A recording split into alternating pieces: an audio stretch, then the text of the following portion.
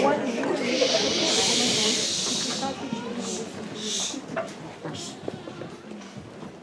not here to put on a play. If you came here to see a play, well, it sucks to be you. We believe that putting on a play is a bad idea. A horrible idea. A rotten idea. A putrid, stinking, slimy, greenish liquid oozing. You'd rather kiss your brother full on the mouth than have to deal with this idea. We aren't going to do it, period. So don't ask. Don't plead. Whatever you do, don't beg. It makes us sick. But you're out here and you may wonder why. We're out here with a message. We're out here with a warning. We're out here to teach you 15 reasons not to be in a play. Reason number 1. plays suck. Reason number 2.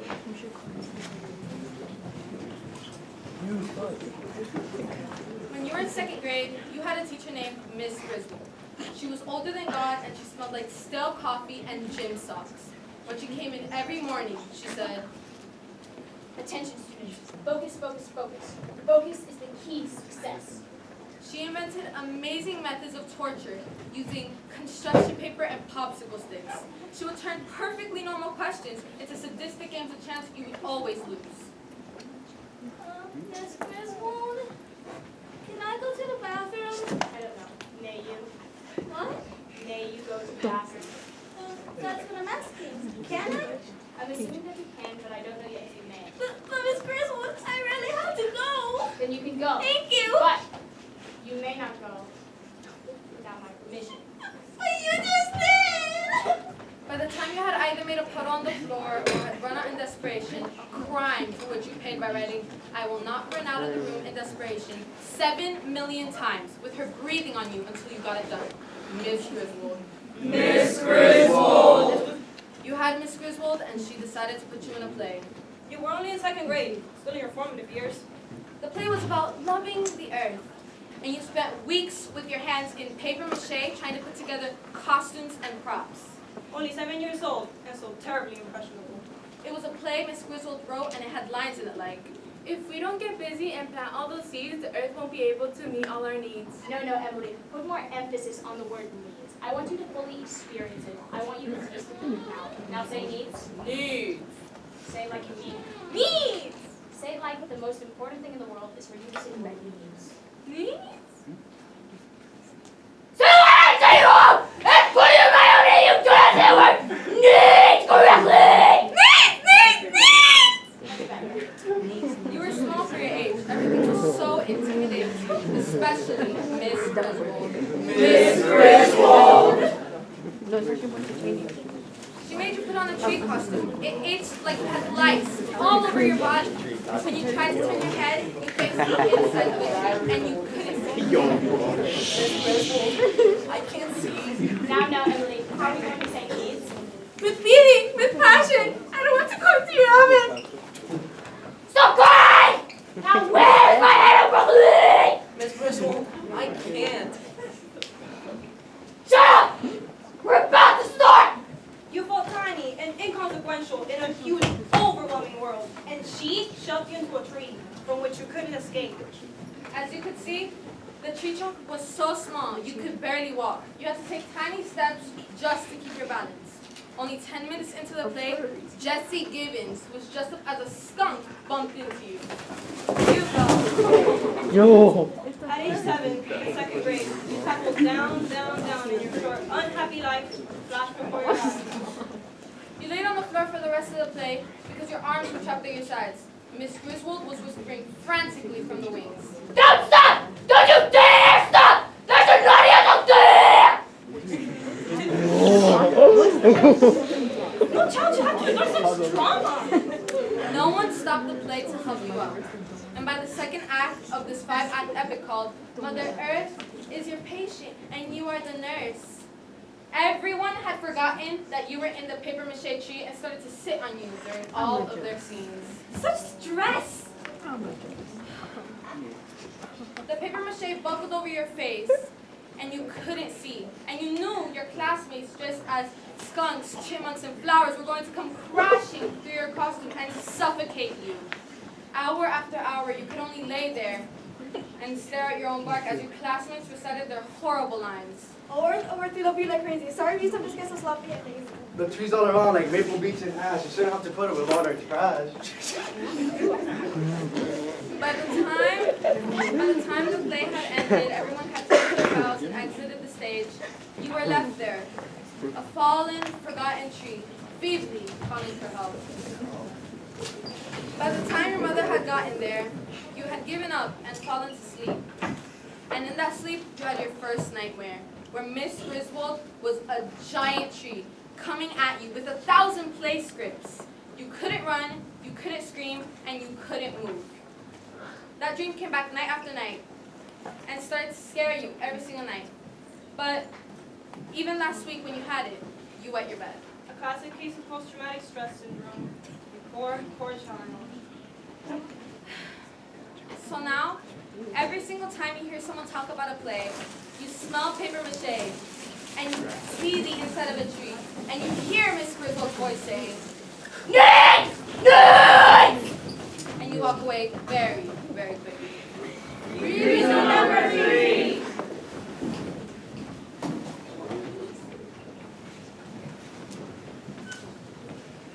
Plays take passion and devotion and commitment. How can you afford to expend any of these things on a play when Travis Thornburn is alive? Look at him.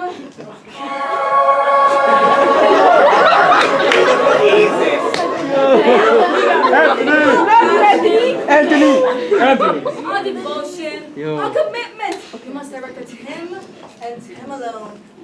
Listen, Travis Thornburn is your everything. He's your sun and your moon and your breakfast cereal. He's your waking and your sleeping and your daydreams and your night dreams. He is the taste of toothpaste. He is the cool breeze on your face. Look,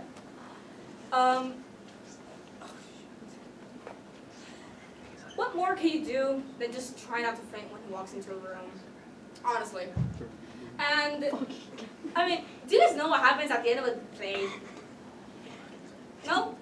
The parents of the performers bring them flowers. Here you go, sweetie. Nice job. That's a crime, a sin, an act of utter blasphemy! Because all the flowers grown in this world are to be stood at the feet of one person and one person only. Travis Thornburn. And if Travis Thornburn in our lives, come on, this is the time to, I don't know, practice for a play, be in a play, memorize for a play, hell, did a play? How can you even consider it? I mean, just look at him. Behold, the great Travis. And if he should ever say to you, Get lost. I have a girlfriend. what more can you do to your aching heart burst into a billion bloody pieces? What more can you do than just lie down and die? Reason number 4. The play might have a part. You're supposed to hold hands with the person next to you, and the person next to you might have these board-like things on their fingers, and you feel them as you're holding hands with them. And you're thinking the whole time that their hand feels like a frog. And you worry these board-like things might be contagious. And you start seeing yourself covering these board-like things from head to toe. I mean, every body part, including your face, and your elbow, and even your navel. You're practically puke, so it's definitely not worth the risk. Reason number 5. Because rehearsals and performances will make you run the risk of not monitoring your cell phone and your DMs on a regular basis. That's very dangerous because, yeah, most of what you get are only the bits of gossip and Viagra ads, but you never know. That one message might come. That one cell phone call that has to be replied to in 5 minutes. Okay, so it never happened to you before, and it never actually happened to anyone you know before, but it doesn't matter. It could happen. Hello? Nearly no. This isn't Karma's Tattoo Emporium. No, I don't want to get a tattoo. It could happen. Reason number 6. Because meteorologists tell us that the beating of a butterfly's wings in South America could trigger a chain reaction that could eventually cause a hurricane to develop halfway across the world. We can expect sunny skies for the next 3 days. Absolutely gorgeous weather with a tanning index of 10. Our weather right now is dominated by a sweet and generous high-pressure system that should keep us happy for a good long time. Putting on a play of its lines and movements and all will generate a significant amount of wind and weather. By consulting with the National Bureau of Weather Prediction Guides with their numerous computers and calculators, If we take the barometric pressure and divide it by the average rainfall of the 8 most arid region of the Sahara Desert, We take the inverse proportion of the geometric, isometric, idiosyncratic, quadratic equation. And to go equaling 4, I think it's gonna be a nice day. and by consulting with the old people sitting on park benches gumming tuna fish sandwiches. Say, you remember the storm back in 54 that took like an old man. That wasn't 54, you idiot. That was 58. 54 was the year we had the ice storm that blew down the tree by the turpentine factory. well, all I can say is we're going to be having nice weather for the next couple of days. My bunions ain't aching. Stop being itching. And my arthritis ain't flaring up. And by consulting with your stepsister, who recently almost passed her 10th year of high school. No clouds. Guess I'll go outside today.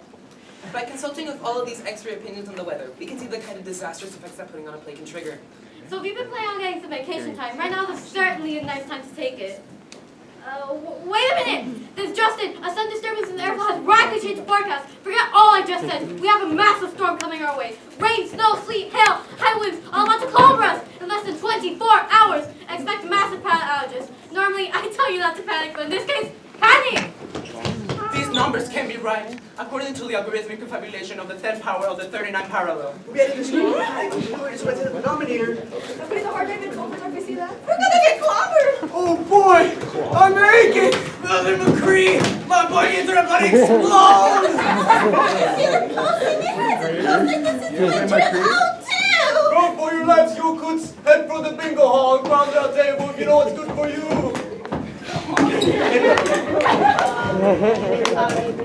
Guess I'll stay inside today. Mother Nature's fury unleashed. Look at that wind howl! Look at the size of that hail! We're never going to survive this! Causing massive power outages.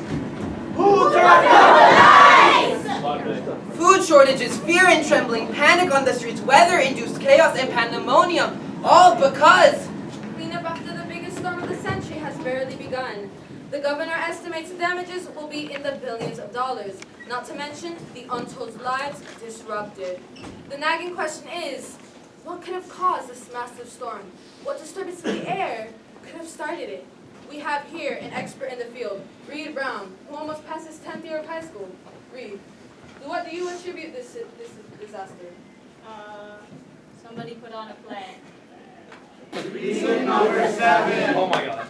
Forward, march.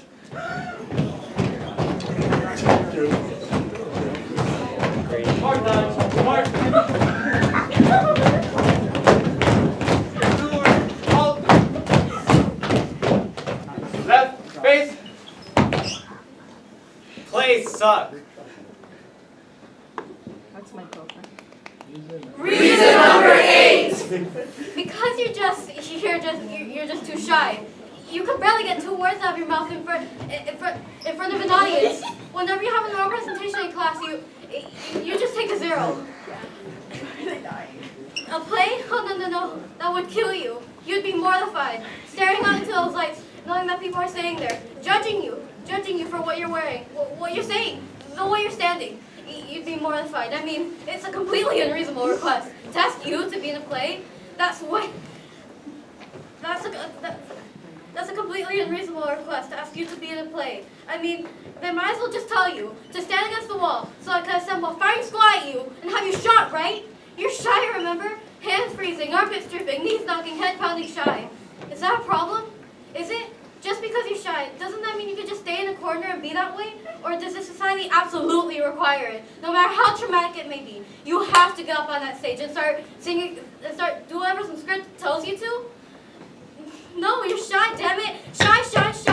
So what if the script calls for you to sing the ABCs, like an opera star? Are you supposed to just get up there and start singing away? A, B, C, D, F, G. That's way too much to ask for a shy person. I'm telling you, if the script calls for you to grab the random guy and pull him close, like he's your favorite teddy bear, are you supposed and hold him close as if you can't move on? Are you supposed to just do that? No, the script calls for you to stroke his hair and hold him close, like you can't move on him. And the script calls for you to kiss him passionately. No, I'm saving myself. See? He's too shy for that. And so are you. You can't be in a play. You can't sing opera. You can't just grope some guy. And you can't possibly make a fool of yourself in front of a crowd full of people because you're just way too amazingly, pitifully, incredibly shy. Reason number 9. Your mother wrote you a note saying Mavis is allergic to plays. If she's in one, she'll break out into hives. Her legs will swell up to 5 times its normal size, and she'll continue to sneeze uncontrollably. Please excuse her. Reason number 10. Because you'll get along with the play. You'll be in it, and you'll be feeling okay about the whole thing. You go with the cast to get some pizza, and you hang around with them for a while, and you talk about how the whole thing went, and you'll pretty much agree the whole thing was a kick. Then you'll go home, you'll walk in the door, and you'll have this conversation with your mother. Hi. You're home. I'm home. You're a bit later than I thought you would be. Yeah, the pizza took long time. Yeah. I hope you didn't have the pepperoni. Yeah. Yeah, what? Did you have the pepperoni? I don't remember. You did. I don't remember. If you're telling me you don't remember, then you went ahead and had the pepperoni, which always gives you the gas. Okay, so I had the pepperoni. I'll try not to get the gas. It doesn't matter if you try or try not to. You'll get it. You'll get it in your sleep. Okay, I'll close the door. Like that will help. You'll just bottle it up all night. And when I open the door in the morning, I'll be killed. Not that bad. Promise me you won't eat the pepperoni. You should never eat the pepperoni. Okay, I promise. So, are you ready to play? Oh, that's good. How did I do? You were fine. And? And what? You might as well go ahead and say it.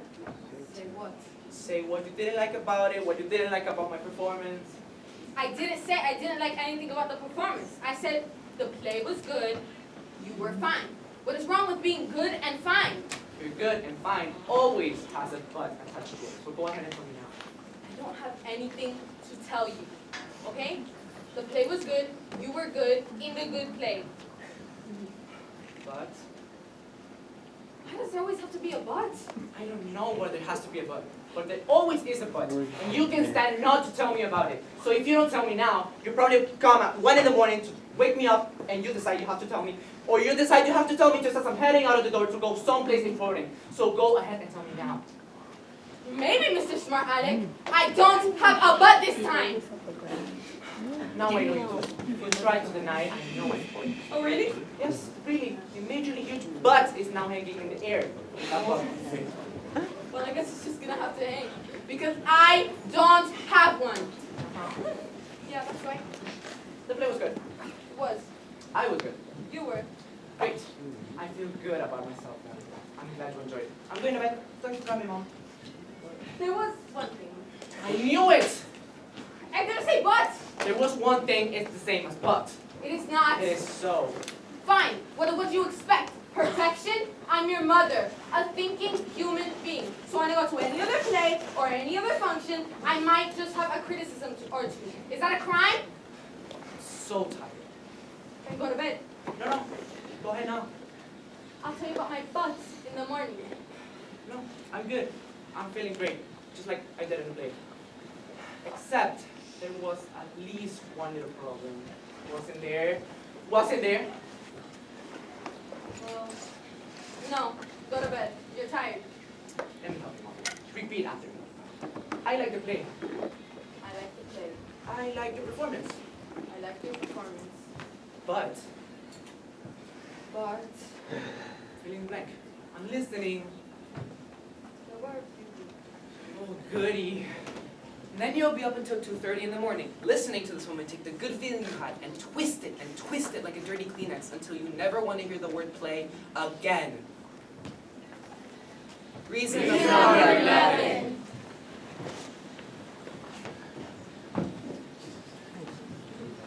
Plays suck. Jake, that was reason number 1 and 7. Can't you tell us anything more? Yeah, plays suck a lot. Could you be more specific? Oh, you want me to be more specific? Okay, I'll be more specific. Plays can shove them up for this monologue. And I think I'm unfit of the lesson consumption. You can take plays and stuff like that. If you wish to read an unedited version of Jake's monologue, you can find it in the web at www.playsuck.tv. And that's why I think plays suck. Reason number 12. Because you have a little brother, Green, who watched TV and mom was trying to get him to eat his peas. Come on, Wait, sweetie, what? eat the little green things they're good for you. No. You like peas. You ate them all up last time. They make you go big and strong. Here come the peas, honey. Open up now. No. What's the matter? Why don't you want the peas? I don't want yucky peas. They're not yummy. They're like peas. Why won't you eat them? Don't wanna. You have to eat the peas if you want some dessert. Don't wanna. I don't want yucky peas. No. Watch your little brother grow fit over peas and you thought, wasn't that beautiful? No reasoning, no logic, just pure reaction. Honey, why are you doing this? I hate peas. I hate them.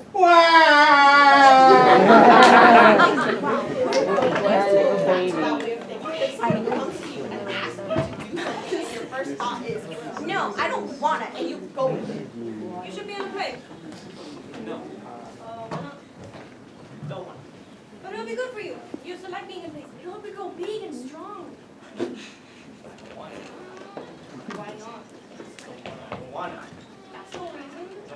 I don't wanna. It's being healthy. Come on, let's get a play.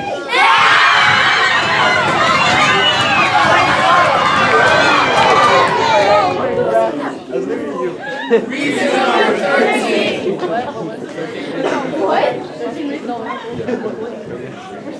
Because when you're in a play, the makeup crew sometimes tells you, a guy, you have to wear lipstick and blush. And they never have the colors that set off your natural skin tones.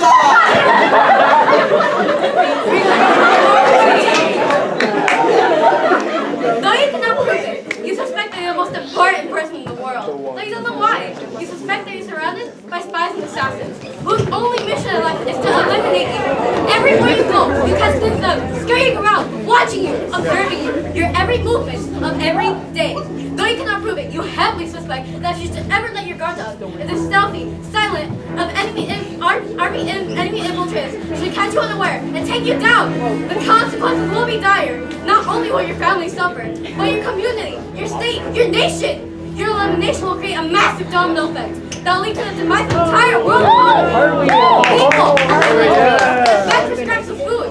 If you are not completely and utterly careful, though you cannot prove it, you are certain that these insidious watchers are waiting for you to be in the place. They're holding their breaths, fingers poised on triggers, eyes trained on sights, anticipating that one climax of the play where you forget that you're the most important person, and then, poof! And this day, all be over. The devastation will begin. Though you cannot prove it, you suspect that it will happen if you ever make the fatal mistake of being in a play.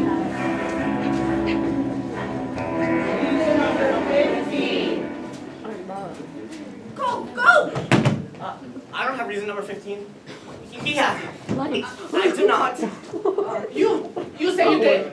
You're insane. I never said number 15. Who said I had number 15? Wait, I think I've got it. Great, alright then. Reason number 15. The play might have a part where you're supposed to hold that. No, we already did that one. You can't do repeats. Oh, we did? That's right, we did, didn't we? Oops. Sorry. This is terrible. What happened to it? Here is reason number 15. Everybody, look around for reason number 15. Reason number 15. You have that recipe. Wait a minute. Why did that have to be 15? What's the big deal about 15? You're gonna get 14 good ones, about 10 from the church, or 2 for that matter. Just leave it at that. We can't just leave it at that. We told them we have 15. We gotta come up with 15. Says who? That's your mother. What you say about my mother? He said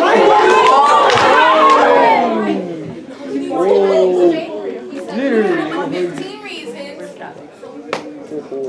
Reasons, right? Plays suck. No, you can't do that one again either. Oh, why not? They still suck. It was cheating before. It's worse cheating now.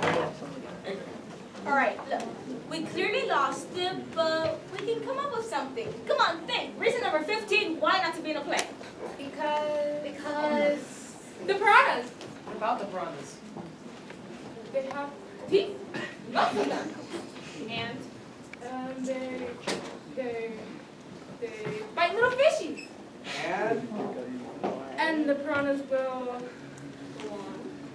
They will forget it. All right, keep trying. Reason 15.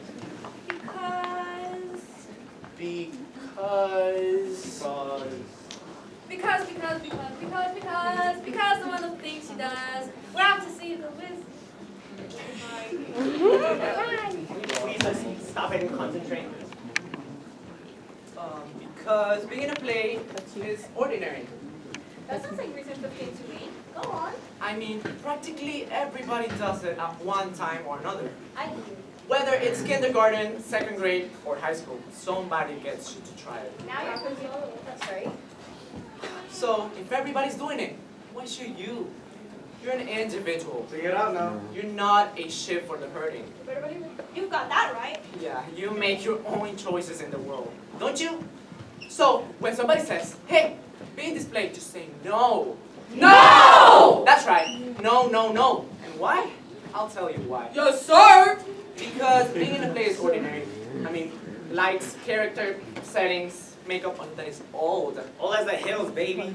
All of that is dead. Better than my uncle's canary. He died last year.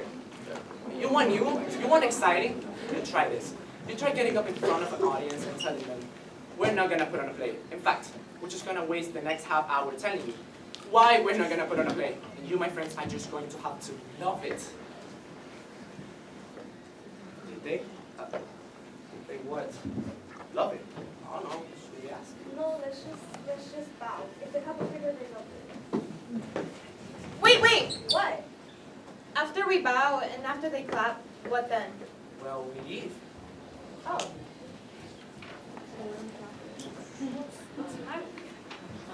I guess I just thought of another.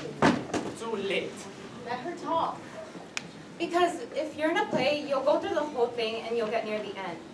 You'd be in like the last scene and you realize, hey, I like this. With the lights on bright and the audience sitting out there and all the actors up on stage with you, you realize it isn't so bad. It's not bad at all. In fact, you'll realize that during the whole time you've been in a play, you felt this kind of, sort of, aliveness that you've never felt before. You'll tell yourself you're out of your mind. You'll fight it. When you take a look at the bulletin board and see the next audition notice, you'll tell yourself, nah, no way. But it'll eat at you. And next thing you know, you'd be in another play, and another, and another. You'd be addicted.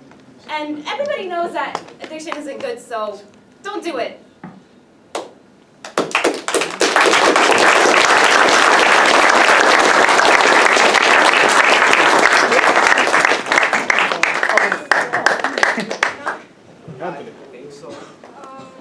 What's the problem? Well, before we only had 14 reasons, and that was a problem. But now, since Gina added her bit, we have 16. That's fine. Better too many than too few, that's what I always say. No, it's not fine. Our program says 15 reasons not to be in a play, not 14 reasons, not 16 reasons, 15 reasons! Okay! Don't blow a gasket. We'll figure it out somehow. How? Well, for not being in a play, I frankly am sick of the amount of time we have spent. Then solve the problem. 15 reasons, not 16, 15! We can't reprint the program! 15! Gee, shut up already. Well, according to my calculations, the last two reasons were only half reasons. What? They were half reasons. How do you figure that? Because if they were not half reasons, we may be here for the next 3 hours trying to figure out how to subtract a reason, or make everyone tear up their programs and add regular ones, or turn back time. And since you yourself said you're sick of being here, I calculate the last 2 reasons were half reasons. Got me? Alright, I could buy that. All those who agree they were half reasons? Aye! All those who oppose? And since 2 halves in fact make a 1, and we were at 14 reasons before this whole problem arose, ladies and gentlemen, and 14 plus 1 does indeed equal 15, you have just witnessed